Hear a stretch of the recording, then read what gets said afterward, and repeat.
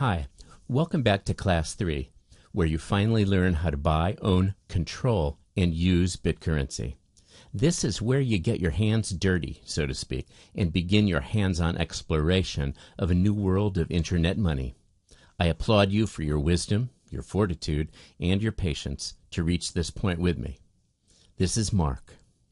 As a review, we started by declaring that we've had enough of having our pockets picked by banks, by money printing inflation, and having our savings, the value of our labor, ridiculed by zero-interest savings policies. Enough. In Class 1, Accept How It Is, we took some time to look at banking and money throughout history, and we learned that sound money, which held its value, was always tied to a scarce resource like gold, silver, and now Bitcurrency. And we revealed some recurring tricks and pranks that the financial community repetitively plays on its citizens, diluting money through money printing, decoupling money from tangible value as fiat unbacked currency, and how banks abuse their former role as trust intermediaries through increasing fees and limiting access to funds. In Class 2 of Becoming Early Adopters, we decided to explore how Bitcurrency solves the problem of unbacked currency of the banks and government's temptation to print money and cause inflation, and removing the need for outside purveyors of trust because Bitcurrency is a mathematical trust machine. Trust is built into the use and software, negating the need for human, corporate, or government helpers in transaction. You and I realize that moving money between each other at any time and any amount for any reason just plain makes more sense than asking someone's permission.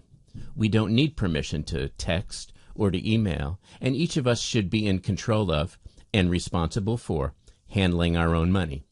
Even though you or I may spend money on stupid things or personally splurge from time to time, the scope of our indiscretions pales in comparison to the greedy mismanagement and devaluation that the financial industry or that a government can effect, siphoning our hard-earned value out of our pockets, bank accounts, and transactions.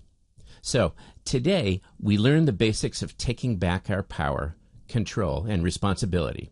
We learn how to own Bitcurrency. All businesses and industries go through phases of growth. Initially, there are innovators who design and fool with and fix and tweak the product. Once it's ready for the market, the early adopters, the next group, jump in. And that's you and me.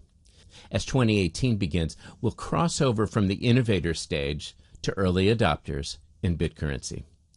These folks, maybe you or your neighbor, are less interested in how the technology works and just looking for solutions to problems and to store money in a sound vehicle. The problem that cryptocurrencies solve is costly bank transfers, transaction fees, limited business hours, lack of appreciation of value, and the personal control of money. So this new phase of growth, which will likely last 3 or more years, is where the value of the cryptocurrency space will blossom and mature greatly. In short, your timing and my timing is very good. We talked about fiat paper. To make the cryptocurrency system work, there are wallets and exchanges. Wallets hold your cryptocurrency on your computer, just as a wallet in your pocket holds your money. Exchanges are places where you can buy or sell cryptocurrency for a fiat currency. Dollars, yen, euros, yuan, pesos, pounds, all are examples of fiat paper currency. Bitcurrency solves the printing, dilution, inflation, temptation of fiat money. So let's talk about exchanges. An exchange is a place online where you can exchange fiat currency, the money that you currently use, for Bitcurrency, or vice versa. The largest U.S. exchange is called Coinbase, and there's a special offer for you to get started on Coinbase in the links below. And Coinbase's sister company for traders is called GDAX, GDAX. Coinbase makes it really easy to purchase Bitcoin, Bitcoin Cash, Litecoin, or Ethereum, which are 4 different Bitcurrencies. And you can do it using a bank wire, a credit card, or a bank account debit. It's a great place to start with Bitcurrency if you have none, and you can begin to see the amazing difference and freedom of holding your appreciating savings in cryptocurrencies, which is available 24/7, 365, rather than that no-interest savings model of using a conventional bank with banker's hours, limiting your access, and with inflation nibbling at your purchasing power. So on Coinbase, as I said before, you can easily register and open an account, and there is a link at the end of this article. Just follow the directions, put your name in, your address, and link either a bank account or a credit card. But please be patient. They have over 100,000 new customers each day as of the end of last year, and they registered close to 500,000 new accounts over the Thanksgiving weekend last autumn. Coinbase is currently the most downloaded app in the Apple Store. That's just in case you thought I was blowing smoke at you when I said that this Bitcurrency thing is snowballing. Dollar cost averaging. A good way to get involved in Bitcurrency is to purchase a fixed amount every week or month. That way you average your purchase price as the value swings up and down a bit. I purchased some of each of these top 3 or 4 coins, and you may want to diversify too. Each coin or token has a different character, but they're all on a rising trend, and you do what you want. I'm here to explain, and certainly not to give financial advice, which is beyond my expertise and pay grade. So let's talk about wallets. A wallet is software that lives on your computer. Wallets, like the one in your pocket, holds money. In this case, it holds Bitcurrency. There are individual wallets for nearly every coin, but downloading all of those wallets can get overwhelming pretty quickly. And it also ties up some of your computer resources, like your processing speed and your memory, and it can really slow things down. So here's my recommendation. There's a wallet made by a company called Exodus, and my preference is this Exodus wallet. You can download it at exodus.io. That's EXODUS.io. Exodus can hold a dozen or more of the top 10 most popular currencies, and this includes Bitcoin, Litecoin, and Ethereum.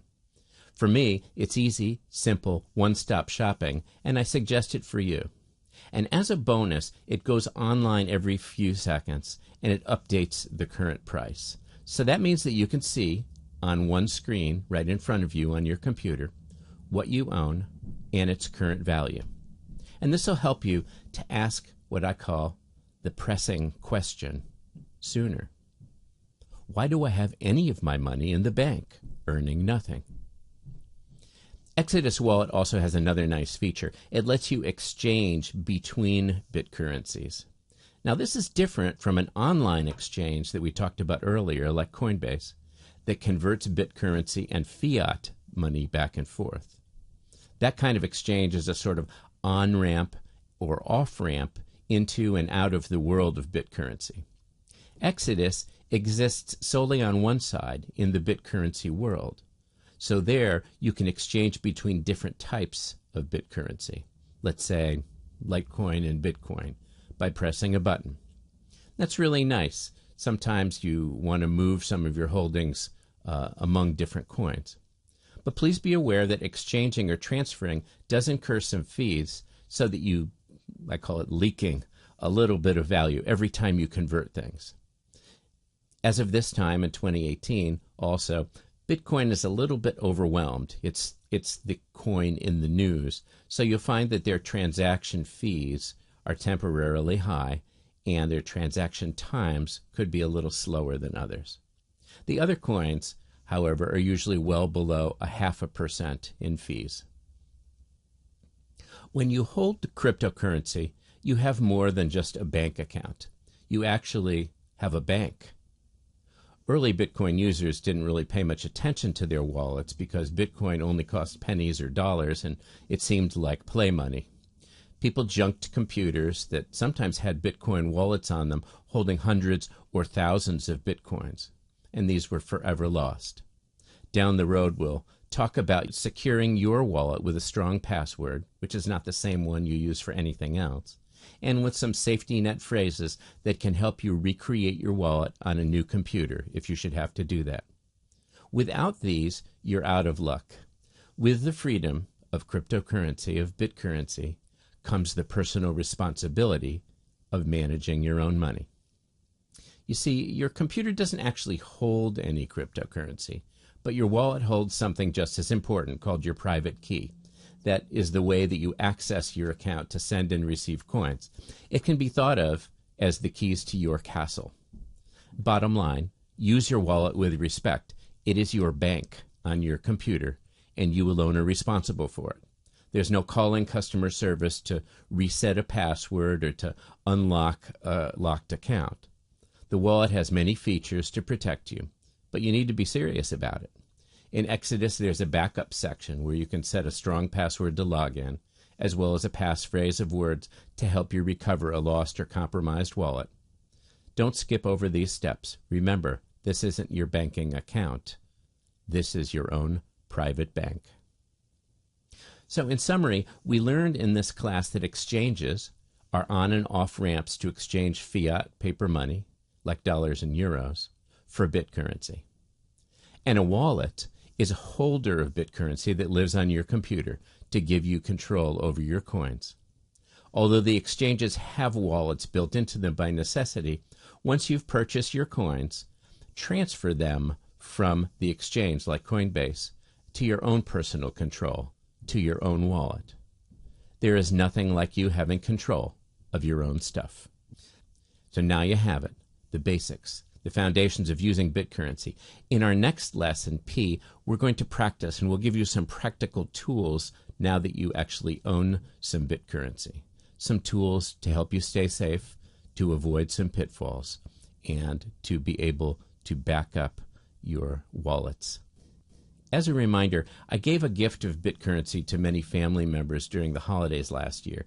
To save me time and repetition, I created a Bitcurrency kind of user manual for them that ultimately became the book called Buying Bitcoin, which is now on Amazon. My goal and my promise to you is that this 5-part education series will give you all the information that you need to get started. But I know that some of you, they're my overachievers, might enjoy additional reading. So I'll provide a link for the Buying Bitcoin book below, if you like.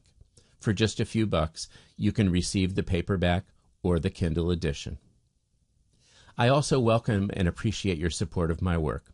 My goal is to ramp up the momentum of early adopters in this exciting new Internet of Money technology, and to put as many of us on the right side of a great wealth transfer from conventional fiat banking to Bitcurrency that is already beginning to occur. Thank you for your financial support by PayPal, Patreon, and several Bitcurrencies, which are listed below. I truly appreciate it. So thank you, and we'll see you in the next class.